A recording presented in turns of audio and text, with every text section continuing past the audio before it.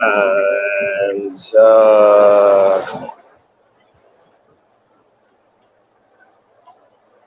here we are. Bam.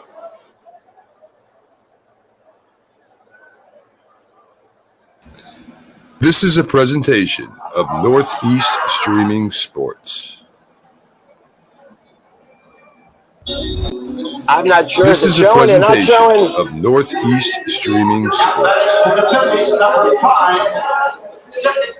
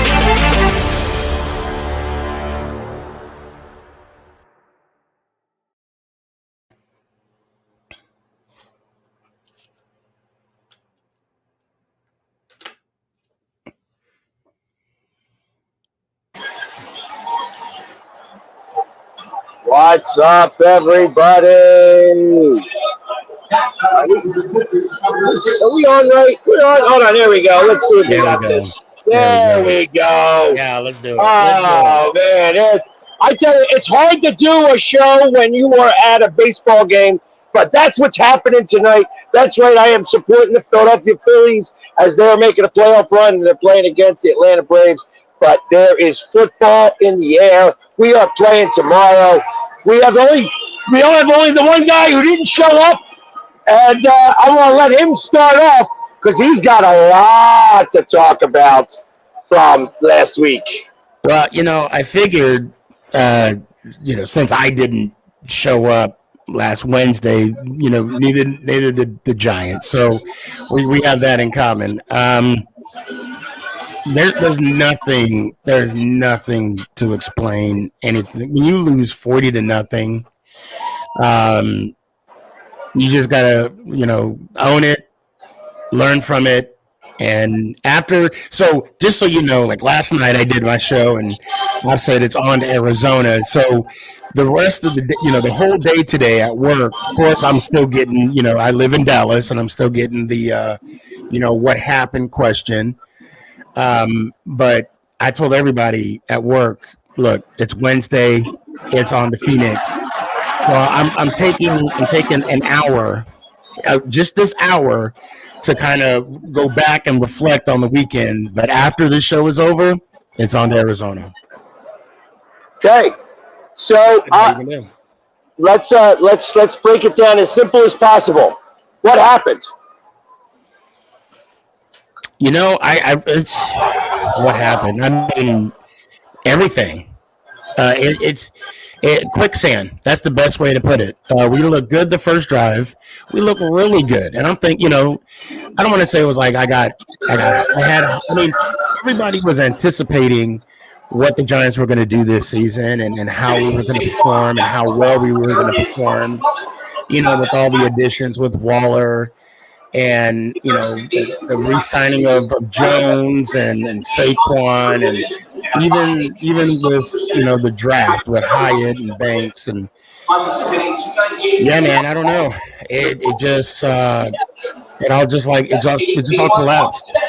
So okay, before we go on, I'll say this. I'm somewhat superstitious. Okay, so I believe things happen in threes.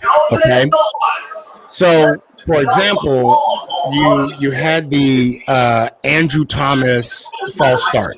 Okay, and this all happened on the first drive. Okay, you had the Andrew Thomas false start. Okay, fine, whatever. Then you had the messed up snap. Okay, and then we lined up for the field goal. And when we lined up for the field goal, like I said, things happen in threes. I already had a gut feeling when they were lining up, and then I noticed that they were heavy on the right side, and I'm like, this is not going to be good. And then next you know it, you hear the ball through the TV set. They run it in, and the only good thing that I can say is that they missed the extra point. But then that was the only good thing. And I mean, I'm not going to make any excuses if Gilmore, if that was an interception or not. Hey, they called it on the field, so it must have been. But everything went wrong. But one thing I'll say about the Giants is the fact that Dable didn't make any excuses. In his press conference, he took the blame. He said, "This is on me." Obviously, we got beat on all phases of the game. Yeah. And the press kept pressing him, well, what went wrong? What happened? Where do you think you can improve? And, his response was, when you lose 40-0, everything. So, everything you can improve on. So, and then, I really appreciate, Dex stepping up, taking responsibility. And then Jones even said, look, I got to make smarter decisions. I shouldn't have thrown that ball. But I see where he was coming, what he was trying to do. When you try and make things happen, it has to flow. You can't force it. And that's what he did on that Gilmore interception. But, like I said, it's on to Arizona. Hey, I understand that. What's up, James? Good to see you. We got an Eagles fan, Phillies fan. He's usually on here. I can't turn it because it's hard to do, but got my buddy Jim. He's just stopping up to say hello. Cowboys! That's right. G-L-E-S, Eagles! Let's go. So, of course, I got a chance to watch some of the game, and it was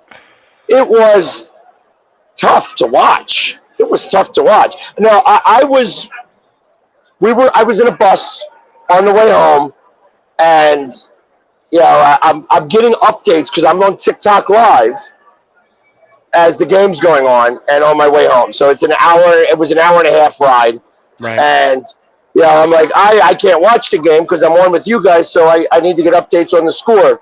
And they're saying it's 16-0, it's 23-0, it's 33-0. I'm like, wow. It's just going over. And then I got to watch the last little bit, and they only scored 7 more points after that. So, I mean, it was a rough game for you to have to take. It wasn't.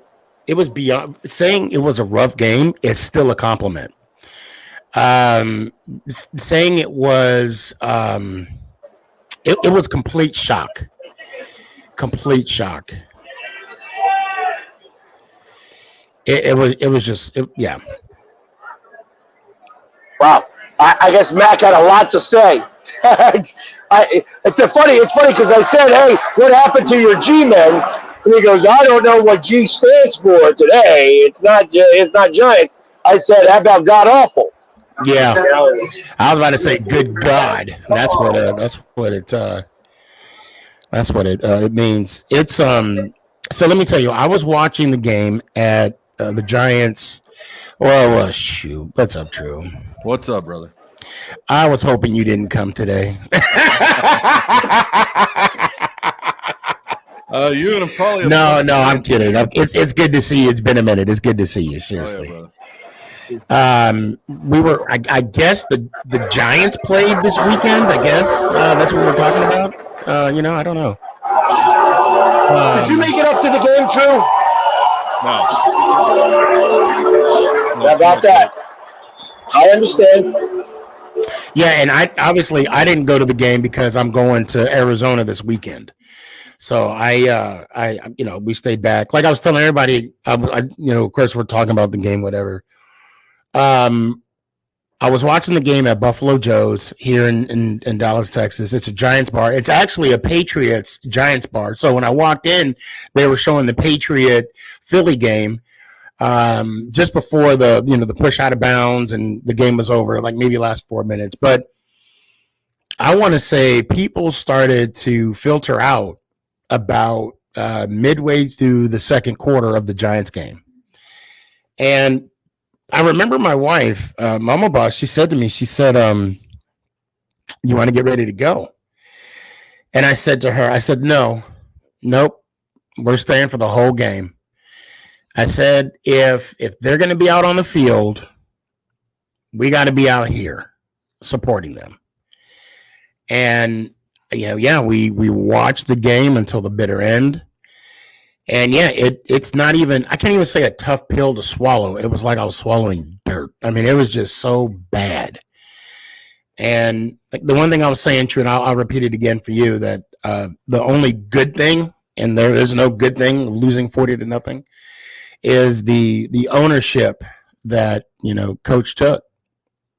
He took the ownership of the whole game.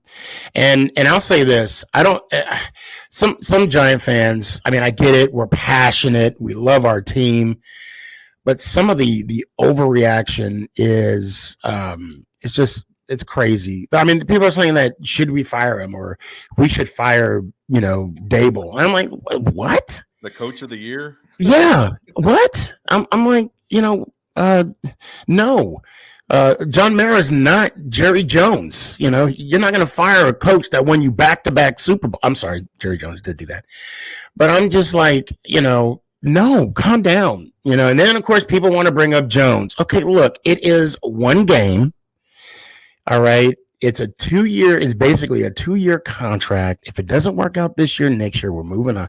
I mean, there is so much overreaction. And I'm not, I don't want to say I'm numb to it, but I'm kind of numb to it. I'm just like, yeah, okay. I don't want to say I expected it, but at the same time, I did expect it. So what do you, go ahead, Blue.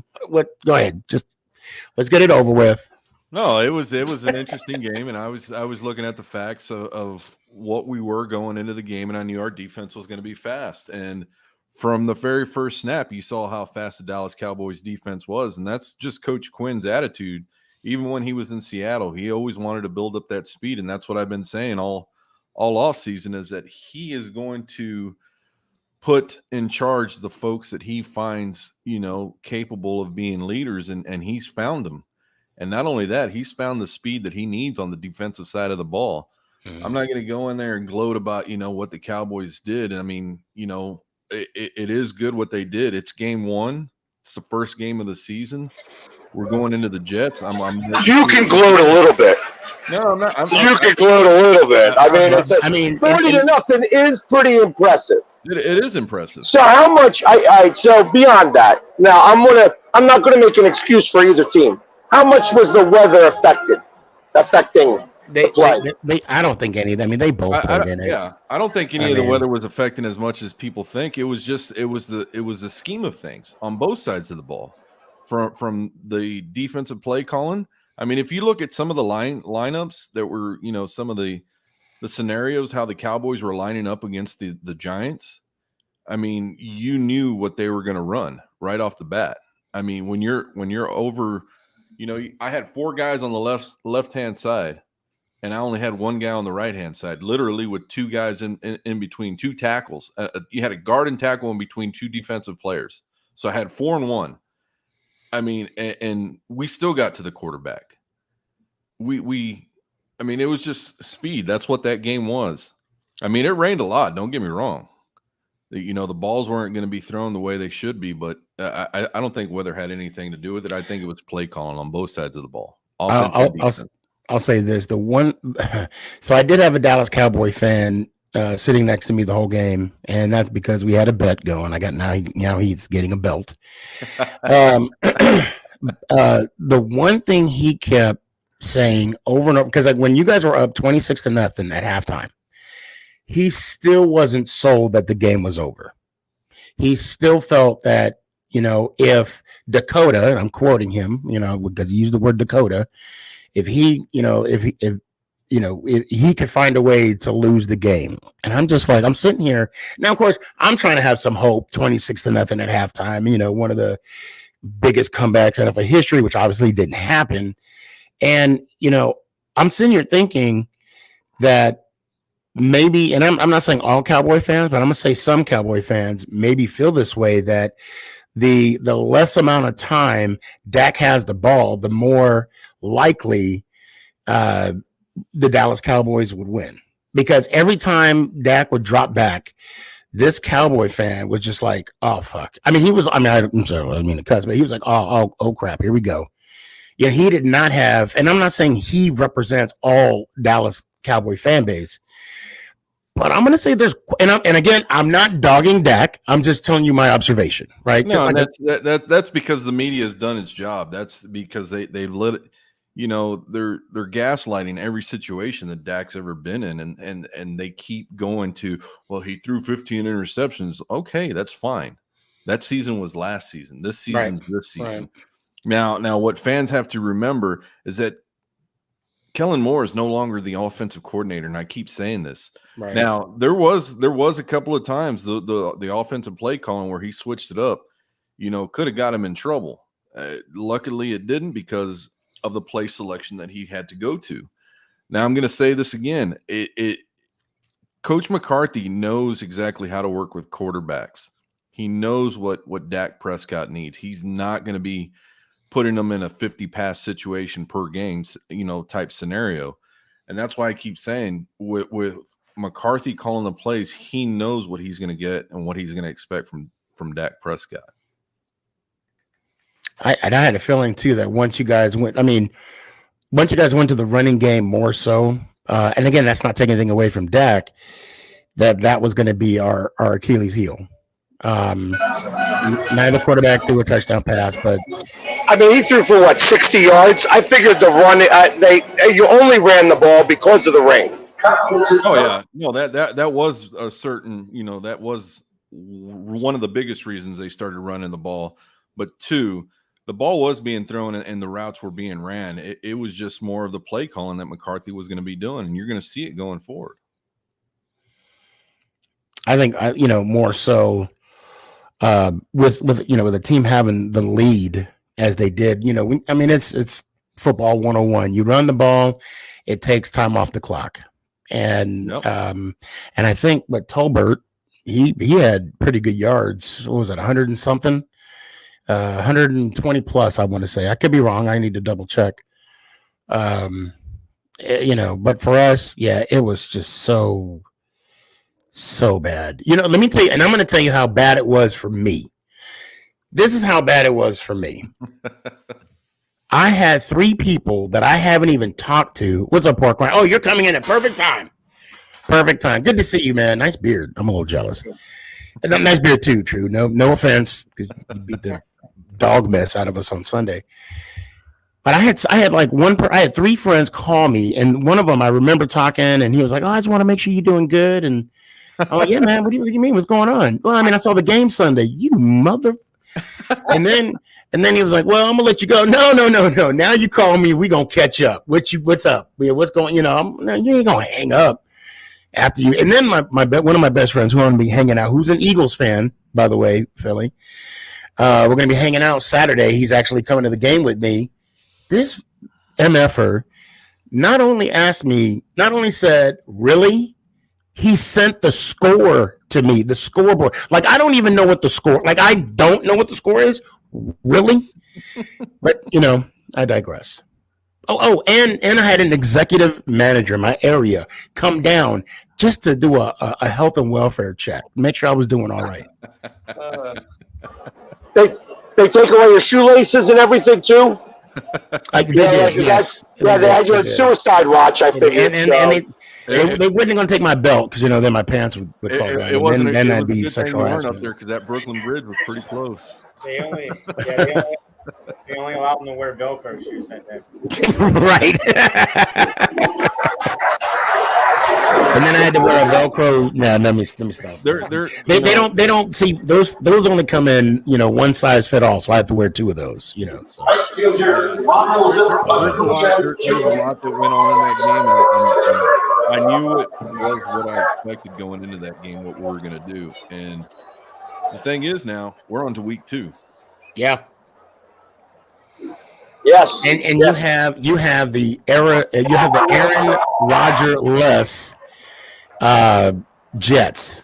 Yep. Let me pause for a second. I want to give my heart out to the Jet fan base because I was watching them on Hard Knocks Life. I was getting excited for them. I was happy, even though, Aaron Rodgers is not one of my favorite players, but you don't want to see people hurt. No. And my heart does go out to the fan base. The new season ticket holders, everybody that was locked in and committed. I hope he comes back next year. I think he will because the type of person he is. But he posted on Instagram or somewhere on social media that he plans on being back. That's good. And I'm going to tell you, when I saw the way his leg, the way it like popped forward, I'm like, oh, that's not good. I'm like, that is not good. Now, I was at the game, and the excitement that all the Jets fans had when he was announced and he ran out, with the American flag, and they were. That stadium was loud. I probably never. You were at that game? Yeah, I went to that. How about that? What was that? I said, how about that? Yeah, I ended up going. I came back from the Commanders game Sunday night and woke up, got on a plane and went to the game. Surprised my buddy Tailgate Joe and attended his tailgate. And it was a good time. But you can hear a pin drop after Aaron Rodgers got hurt. I believe it. Oh yeah. The whole stadium just deflated. But then, they got back into the game and got loud again. So. And the crowd as Jeff speaks. Right. Yeah, I don't doubt that one bit. The basically opening ceremony was pretty much what that was going into that game. And you can see it on TV, and I was looking at it the whole way, and I was just like, okay, so, what's he going to do? How's this going to be seen in week 1 when the Jets go out there? And then the most watched Monday Night Football of all time. Really? The most watched Monday Night Football game of all time. 28 million people were watching. Wow. They probably had it wow. Because I can't stand Joe Buck, but yeah, and that's the thing is that's what the Jet season was looking at, and it was just like, okay, did you get your $75 million guaranteed? You got to think about that. 75 seconds, $75 million. And also, how do you win a game but lose at the same time? Yeah. How does that happen? Oh, I almost forgot. Hold on. I like Coach coming out saying what he said. He said that the season's not over yet. The season's not over yet, and when we play the Jets next week, it'll be a telltale sign. I'll tell you that much. Better defense. Jets got a better defense, and they're going to have to start to win games with their defense. Oh yeah, I mean, that's what it's all about. I mean, I know that they're talking about getting another quarterback. I've heard Wentz. I've heard Nick Foles. I heard about maybe trading for Brissett. There's a lot of different things that are out there. There are a lot of different quarterbacks. I guess they'll see what's going to happen. From there. Yeah, for a moment, there was like, Tom Brady was going to come back, and Tom was like, no. And even the Jets were like, we are not pursuing Tom Brady. Tom Brady looks small. He does. I'll talk about that. I'll talk about that in a little bit, but he looks very small. Yeah, he does look. He didn't look right when he was in that ceremony. I only saw a little bit of it anyway. But that was kind of interesting. Oh yeah, because you actually saw him. I did. You actually saw him. Yeah, that's right. Yeah, there's a lot of things that happen when you're done with football. I mean, look at Joe Thomas. Offensive lineman looks like a running back now. So right. I just see the Jets trying to come in riding off the wave that they had on Monday night, but it's just, we'll talk about that later. Well, I mean, they're in a tough division anyway. That AFC East is just loaded. And both AFC are pretty. Yeah, but it sucks for us being the only team not to score. That's just not even 3 points, really. Yeah. So, they had a sellout crowd in Andover, Maryland. Is that where it's at? Andover. Yeah, with dumb fries, man asses. That's all the same spot to me. It's Washington country, and in man asses, the Washington team won. They did. It was an ugly win, but a win's a win. And shut up, ugly win. Shut up. You would take an ugly win over a pretty loss any day. But anyway, I'm sorry. I look. Poor Grant, I apologize. I'm frustrated right now. Hey, Sneaky, I get it. And by the way, I'm on it. I'm good. I'm sorry. Continue. This is your moment. My bad. He's used to you being this guy. He's used to you being the beat up guy. Dallas just scored again too. That's why I got mad, because I saw the report too. That's all I did. So what were your thoughts on both the offensive side and the defensive side of the ball? What you saw week one on your team? Yeah. I liked what I saw defensively. I mean, we only gave up 9 points. They did score 10 points off of turnovers. I mean, one was a defensive touchdown. The other one was a field goal. So, I mean, they really only had 2 drives that got into, our territory where they scored 6 points off of. But, offensively, like I thought, our offensive line is probably the weak part of our team. We gave up 6 sacks. I think it was like 10 to 12 pressures. 40-0 on opening night must be rough. Well, it's not pleasurable, to say the least. Yeah. So on your offensive side of the ball, what were the sparks? What did you see from your offensive side of the ball that made your team really stand out? I mean, Hal being able to take a hit, I guess. I don't know. I mean, he got up and kept on going. I will say this, though. Cardinals, man, I mean, I know last year they led the league in penalties. They are very undisciplined. And the unnecessary roughness calls. I mean, good God, they probably could have got 3 more that they didn't call. And there's, I don't know if you guys saw the video, but there's a video out there when Hal he slid and they hit him. One of the other guys put him in like a scissor headlock and slammed his head on the ground. Oh, I did see that. Yeah. I did see that. They didn't call, and granted, they didn't call anything on that, but it's just there was quite a few. It almost looked like the head coach had like a bounty gate on him, because there was a lot of plays that were just like, come on, man. That was really and the rain. It was raining during your game as well, wasn't it? off and on. But a lot of these hits happened when it wasn't raining, so it wasn't like, oh well, they slipped or anything like that. Gotcha. Yeah. So, but yeah, offensively, I wasn't that impressed.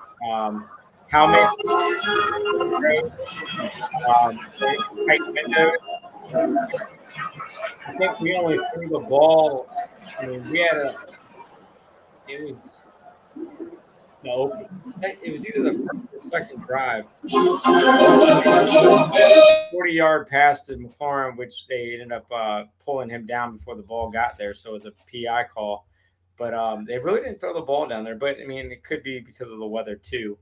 Gotcha. But yeah, defensively, I mean, they were stout. I mean, the defensive line did really well. Jack Del Rio in the second quarter started, calling some blitzes, and then from there on, they kept on. So they started out slow, but then throughout the game, so our defense and special teams definitely won the game for us. So you're confident in the defense. It sounds like you're optimistic somewhat about your offense, even though it's it is week 1 again. This is basically we need 4 weeks to get wound up and start. Yeah. I was just about to ask y'all that. Go ahead. Go ahead. I'm sorry. Yeah, no, I mean, it is week 1, so hopefully, like I said, I saw a lot of good in Hal. I mean, he made some. The interception was a deflected pass. Now the fumble, he needs to know when to take a sack or get rid of the ball. So he's still learning. I mean, this was only his second start. Yeah. Next week will be his first start, away. So that'll be interesting to see how he does, with a loud atmosphere. So we'll see. All right, on. And you guys had 6 sacks? Yeah, our defense played great, like I said, but offense gave up 6 sacks. We had 2 or 3 interceptions that were dropped. I mean, it could have been, some of those field goals could have been taken away had those interceptions been caught. So overall, I mean. So you're telling me there's a chance? Oh, for you guys to be Cardinals? Yeah, you should be able to. You should be able to score at least 3 points. Okay, good. Hey, you know what? At first, I was like, if we win by a field goal, I'd be worried. But hey, a win on the road in the NFL? Yeah. No, I'll take it. Yeah, I'll take it. Especially from a team that's tanking.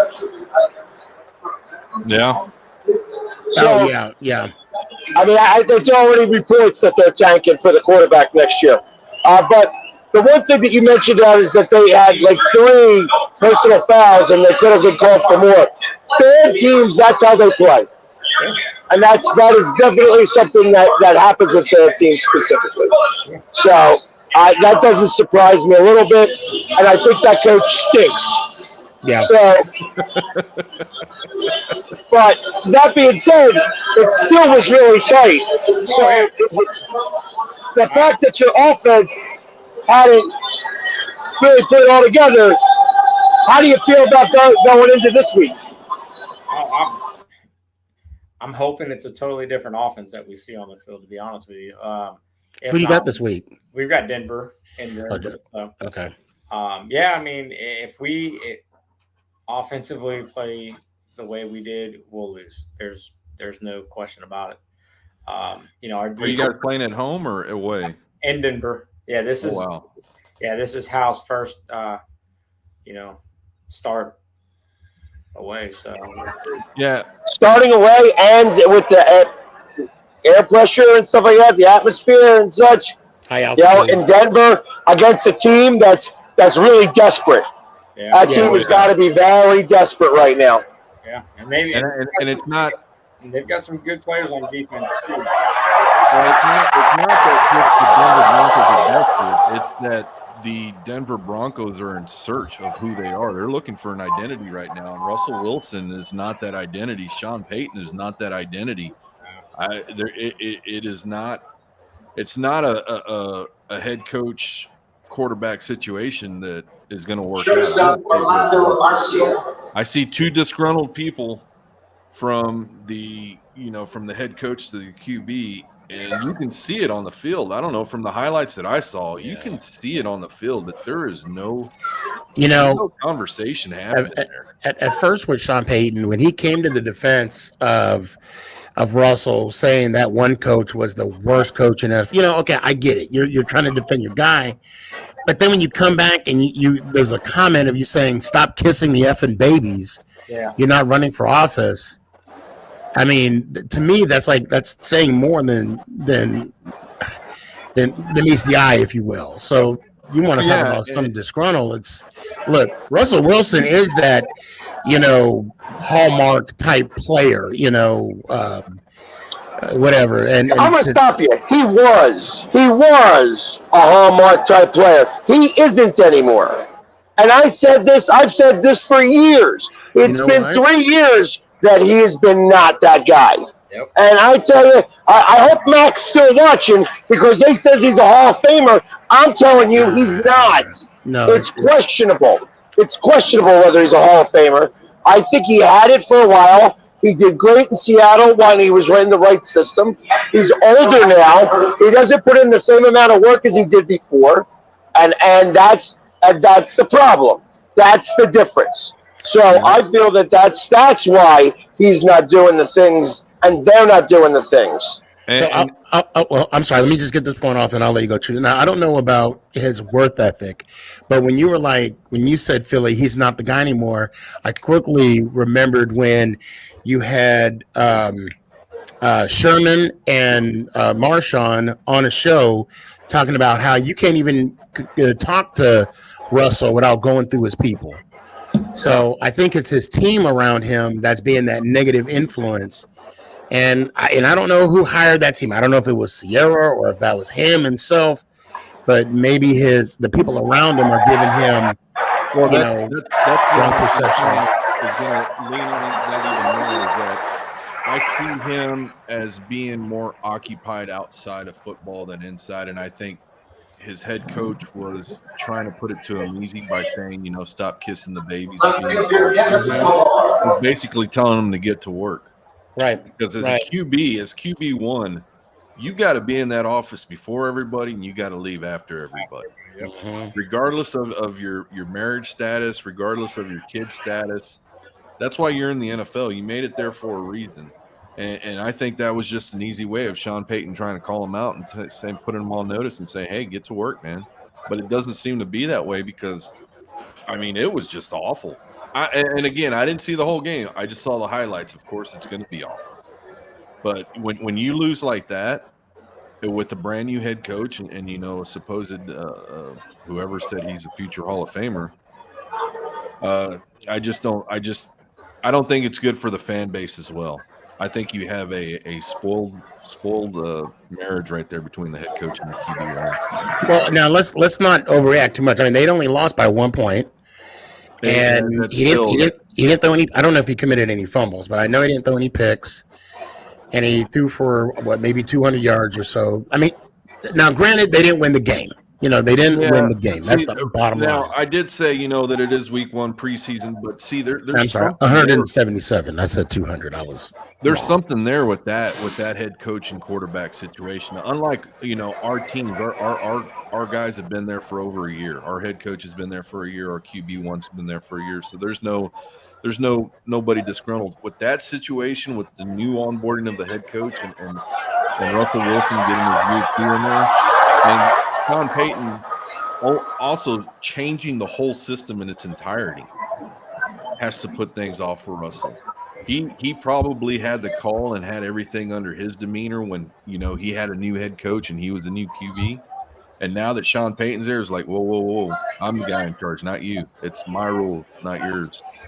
All right, well, listen, I'm tired of talking about all those teams out in the West and whoever else that you guys are playing. We'll talk about the Broncos in a little bit because there was another game that happened. Exactly right. You know what I mean? And it started out great for us in the middle of a downpour, and then it stopped raining. And I will say that if you want to talk about rusty, I would say that my team is rusty.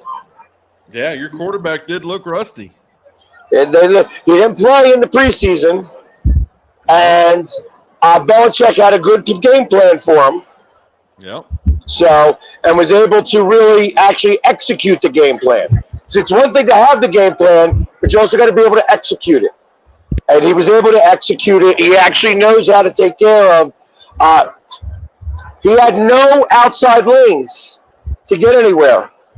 And that was a big deal. Every time he tried to get somewhere, he had to turn around. And every time he had to turn around, he got sacked. And see, here the thing that I was seeing was the rush. What did he have, 75 yards rushing? I think the whole team did.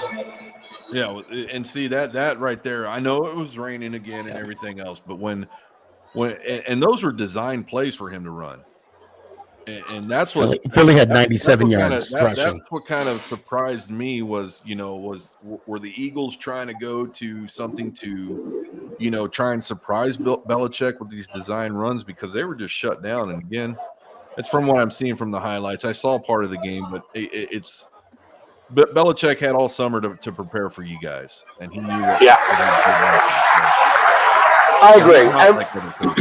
And when Belichick likes to butter somebody up, that means he's going after you. Oh yeah. So, and that's his calling card. So I knew that Jalen Hurts was going to have a tough day.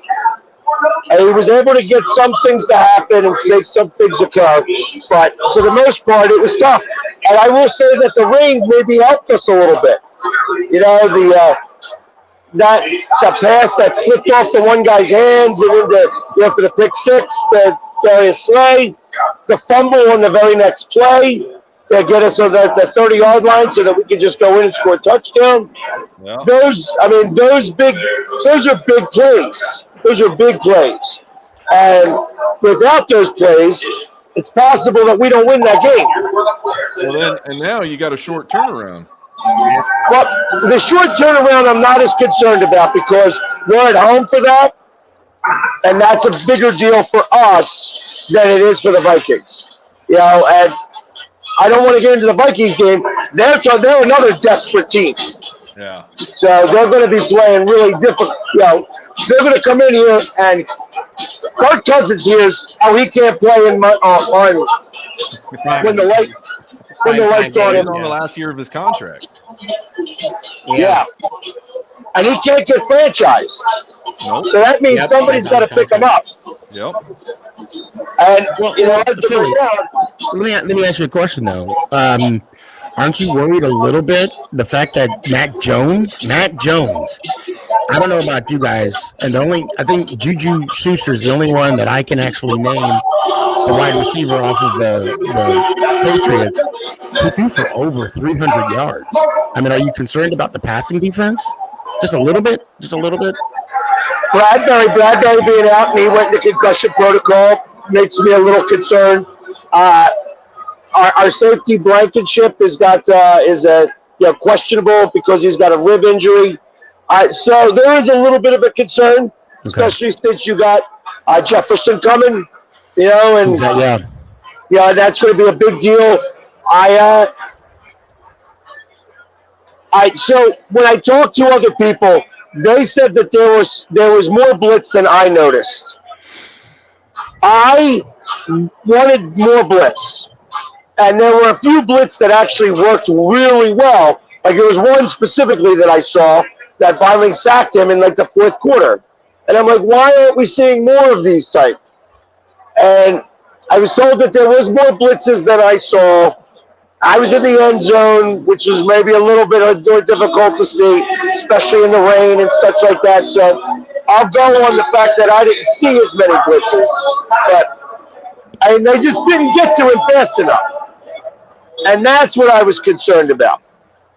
So the defensive line's got to get to the quarterback and got to get a little bit more pressure. Now, the Patriots' offensive line wasn't a bad offensive line. They've actually got a pretty good offensive line. So that's going to be one of the bigger differences tomorrow. Yeah. I think that the Minnesota line isn't as strong. I mean, he still threw for 350 yards, but they lost to Tampa Bay. Yeah. Right.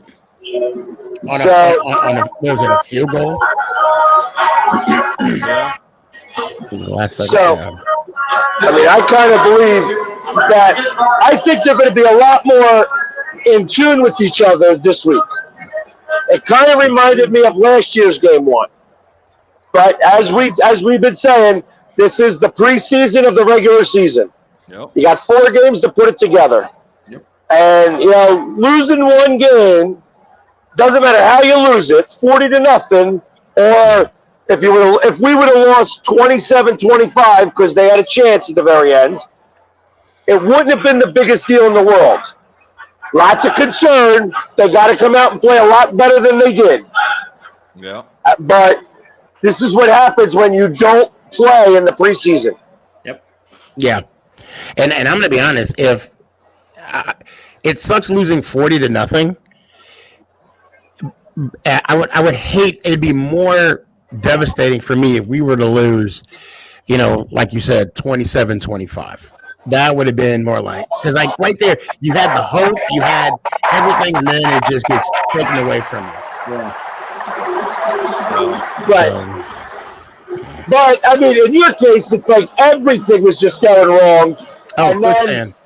And then it was like, it seemed to me in the middle of the fourth quarter, they just wanted to leave. Yeah. I mean, like I said, in replacements, or what's his name said in replacement, it's called quicksand. Right. Couldn't do nothing right. Absolutely nothing. But luckily, I have a hat that can, cover my ego. Say what? I said we saw the videos of everyone leaving. Yeah. And now, from the stadium, it was just, I mean, from guys taking off their jerseys and slamming them on the ground and walking away and not even looking back to guys just throwing their hats. And it was just, I get it, but at the same time, it's like, That's one of those games the coach should take that ball, that game ball, and burn it. Don't even bury it. Just burn it. Put it in one of those barrels and throw it in there and be like, all right, fellas, it's done. It's gone. Yep. Well, it is gone. That's it. Yeah. Week one's over. Week one. Yeah, officially now. Week one is over. So, let's talk about week 2. And I guess we might as well start with my game. As of right now, the Eagles are a 6.5-point favorite and a 49.5 over under. Oh, wow. Okay, so I got 7. Okay, I've seen it at 7. I have seen it at 7. Yeah. Changed it. And the 40. Ooh, shoot. Who wants to go first? I mean, I'll go first since it is my team and we are playing well. I think they are going to come back a little bit stronger. We had the Vikings last year, and we had Monday Night Football. After coming from Detroit, we had the first game on the road, came home to a primetime game, and destroyed the Vikings. I feel like the Vikings going on the road on a quick turnaround after that loss, that team may be a little deflated. They came back, they watched how Green Bay just dismantled the Bears. They saw Detroit win against the Chiefs, and now they are just above the Bears. Yep. So I think they're going to be a desperate team.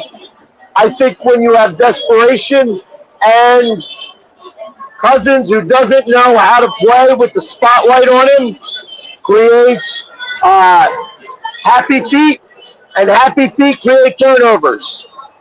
And I think that's what's going to happen. What's your prediction on the score? I got us 31-23.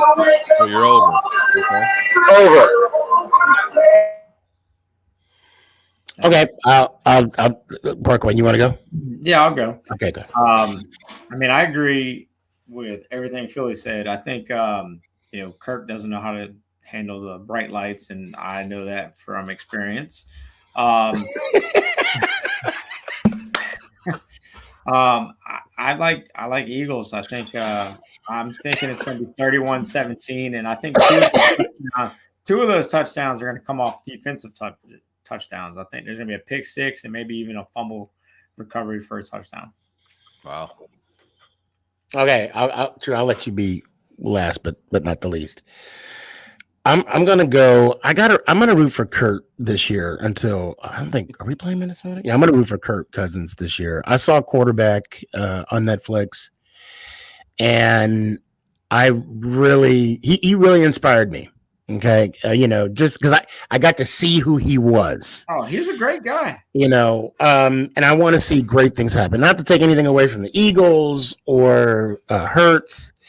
I do see a pick six coming from Kirk Cousins. I see him recovering, but then I also could see a fumble recovery from Hurts as well for a touchdown. So that being said, I'm gonna go under, and I'm gonna say 17-21. I think it's gonna be a little close because with you guys keep talking about it being a preseason-esque 4 games or whatnot. I think they're still trying to find themselves. And, you're right, Philly. Belichick did have a good scheme with Hurts, and I didn't see all the games, so I can't really talk for the whole game. But and I know that fumble hurt him a little bit at the end of the game, but we'll see. And so I'm going to say 21-17 Minnesota. It's going to be a close game. I do think that's going to be a close game. And I think it's going to be a field goal situation, in my opinion. And I'm seeing that based on from what I saw, again, just from the highlights that I saw from the Eagles. And this is week 2. Kirk Cousins is just, like you guys emphasized, that he can't do much under the bright lights. But I think he will do something this week. And because of it's a short turnaround and because it's going into a hostile environment, where he's played with against Philly several times when he was with Washington. So I think it's going to be a little tighter game. I don't think they're going to have, I'm just going to have the Eagles by 2. I thought you were going to be with me. No, I thought you were going to be with me. Again, it's those bright light situations. I think it's going to be closer. I think it's going to be like 29-27. I think that field goal it's going to be a field goal situation. They're just not going to get there. Gotcha. All right, and I got a little hot take. My little hot take here is after the Vikings lose this game, the Jets trade for Cousins. Oh. Because, he is on the last year's contract. Last year of his contract. Okay. This year would be the perfect scenario. He's not paid a lot this year because it was all front-loaded. And I would see that the Vikings going 0-2 could go to their backup Hall or Mullins. Wow. A little bit of a hot take. Hey, I would like that for the Jets, to be honest with you. I feel bad. I seriously feel bad for them. Those fans. All right. The next game I see, everybody plays it. So the next game is a 4:05 game since everybody plays at 4 o'clock on Sunday. The 4:05 game is the Giants at the Arizona Throwers. Yeah, and they got Giants at 6. Can you believe that? I got it at 5.5 and 39.5. Yeah, I got 6 and 40. Look, this is going to be our rebound game. It's not going to be a revenge game. I would like to say we're going to win 41-0, but that'd be a lie. I do see us going. I'm going to go. Is it over? I don't know. Quick math. Yeah, I think it is over. No. It's going to be over. I'm going to say 24-17 Giants. Everybody's going to get back on track. I believe that we need to win by at least a touchdown. But we'll take a win However, because the next 2 weeks is just going to be brutal. It's a brutal schedule. So Giants 24, Arizona 17.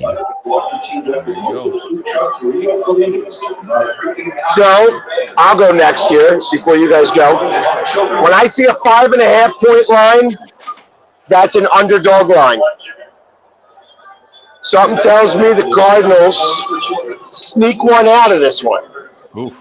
Sneaking in the house, they sneak one out. They sneak one out. And I say they win this game 17-13. And I will be at that game, by the way. I will be there. I see something going to that fact as well. I think the Cardinals are going to be playing a little bit dirty, as Jeff alluded to earlier. Where he said that, you know, I did see the whole head roll with the feet thing. But I think Arizona is going to be playing a little bit frustrated, as they will during the rest of the season. And we got them the week after. So I'm going to take Arizona in this one as well. I'm going to take Arizona in this one by 21-14. So I think the Giants are going to not score any more points again. I think it's going to be a shutout. It's going to be a tie, 0-0 now. You're an ass. I think the Giants are going to rebound. I think Saquon's going to have a big game. Daniel Jones will bounce back. I can see a 17-13 Giants win. I think it'll be low scoring. But I just hope your offense makes it out of there, because those defenses are head hunting.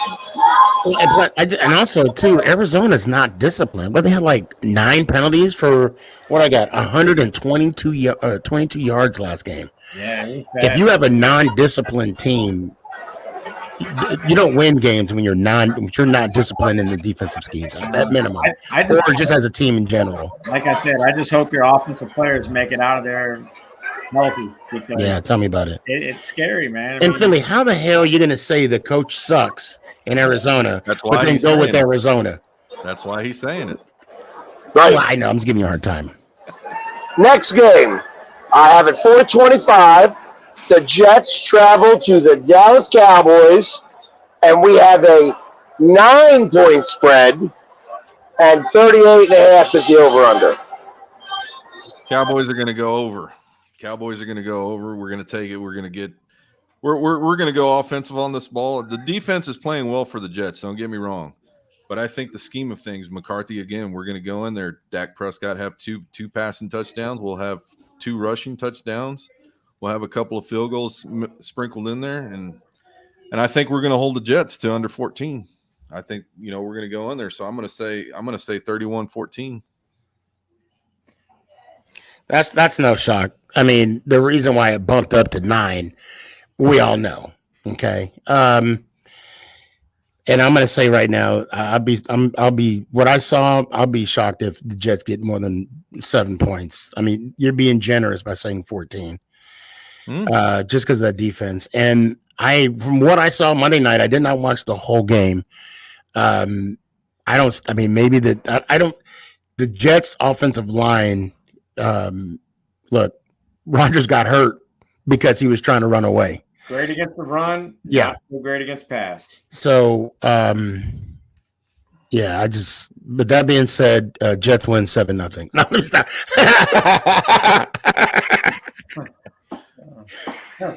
I'm just gonna stay with that. I'm gonna say they're gonna go under. I think Cowboys are going to run away with the game. It's going to be 38-9. The Jets has a great defense, but guess what? They're going to be on the field. Cowboys going to be running the ball, and I mean, Jets offense, besides their running game, they're staying ground. So their defense is going to be on the run. I think it's going to be close. I'm sorry. Did you say the score yet? Yeah, I said 38-9. Yeah, I think it's going to be a lot closer. I think that there may be a little sniffing of themselves. The defense is going to be a defensive game in general. I think it's the reason why it's going to be under 38.5 because it's almost pushing you to be 38.5. I think that the Cowboys are going to win this game because they're not going to be able to score points on the other side. So I have it like 19-10 Cowboys. Okay. 4 field goals and a touchdown. And I wouldn't be surprised if that's a defensive touchdown, not an offensive touchdown. Now that I can understand where you guys are coming from because I could think that there'd be a lot of turnovers on the Jets side, which could lead to easy points for the Cowboys. But I don't think it's going to wind up that way. I think that it's going to be a field possession game, and it's going to be fairly close. So I got it 19-10. And then the last game I have is the Commanders traveling to the Broncos. 38. It's a 3.5 point underdog for the Commanders, and 38.5 over under. Go ahead, Pork Ryan. Yeah. Who's your guys? Man, I can't go against my team, but Oh hell. no, I think Hal's gonna bounce back. I think Eric Bieniemy is gonna be. Hopefully, he's in that offensive butt, all week long during practice, and just getting those guys to rally. Hopefully, the offensive line blocks better. I think Jahan Dotson's going to have a big game. Patrick Surtain's probably going to be shadowing Terry McLaurin, so that should get Dotson some touches. So I'm going to say it's going to be a 21-20 Commanders win. There you go. I guess I'll go. Damn, Pork Ryan, you said my guys were going to win too. Something is telling me that Russ wants to cook this game. I don't know why. I just have a feeling that Sean Payton and Russell are going to get it together this week, but it's still going to be close. I think it's going to be, but it's going to be like one of those close games. I'm going to go over. And the only reason why I'm saying that, maybe I need to go back to the line. I can't remember if what you call it, your quarterback threw for 200 yards. Was it 200 yards? Yeah, it was like 206. Yeah. That's one reason why I'm. But anyway, that being said, I know we're running low on time. I'm going to say Broncos 28-24. I'm gonna take the. This is going to be a tight game, but I still don't think the Broncos are going to have it all in check. I think Washington's going to go in there. The kid's going to be starting his first away game. I think it is going to be a close game, and it's going to be a touchdown. But I think the score is going to be 23-16 Commanders. I just don't think that the Broncos are going to be in stride. I don't think everybody's going to be riding whatever Russell Wilson's going to want to be riding on. But Let's ride. I just don't see it. I see the Commanders going in there, and I see the kid wanting to win his first road game. I have it very similar to what you guys are saying, except I'm going the other way. I think this is a 19-17 game, another 19 score. You never get to see those ever, but this is going to be this is a field goal game again. I think that both offenses stink, you know what I mean, and the defenses are stronger. And I think because of that, it's going to be, again, more field goals. But I said 19-16, 19-17 with the last second field goal of like 67 yards. I swear it's going to be like the new all-time because they're kicking it in the low atmosphere, and it's going to be a 67-yard field goal to either win it or lose it. So I wouldn't be surprised if it's 17-16 Washington or 19-17 Denver, but I think either way it's under. Yeah. Okay. So, Who and you listen, we picking, win. though? Who you picking? I'm going Denver. Okay. Denver 1917. So I think they I make thought you were the about to do a 67 push. winner. I I thought think you they were about to make do the a push. Yeah, no push. But and listen, we went a little bit long today, but this is what happens when all four of us are in the house. You know, we get to talk a little bit and we get to tell you exactly what's going on.